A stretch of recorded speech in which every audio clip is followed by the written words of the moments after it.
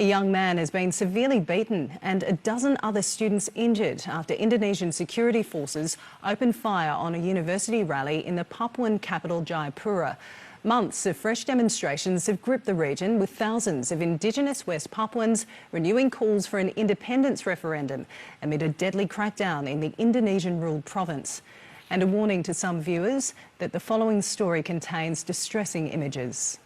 This is Yakubus Guam, a 27-year-old Papuan student allegedly beaten by Indonesian security forces. One of 13 university students injured in the Papuan capital Jayapura yesterday. They claim Indonesian troops opened fire to disperse a peaceful rally involving around 20 students. This is live round. West Papua is becoming a more hunting ground by special forces. Martial law is imposed in West Papua.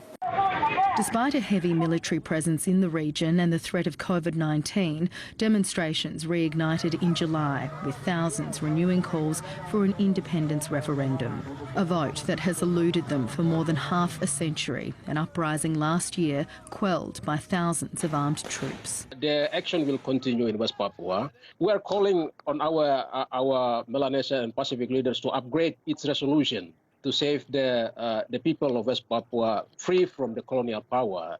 It's estimated up to 70,000 people have been displaced and 250 people killed in the past 2 years of violence.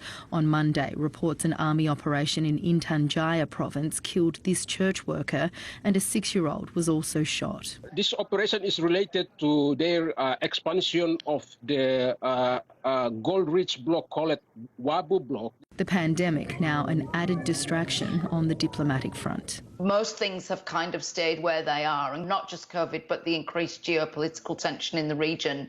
Maybe treading water is as good as could be hoped for in the circumstances.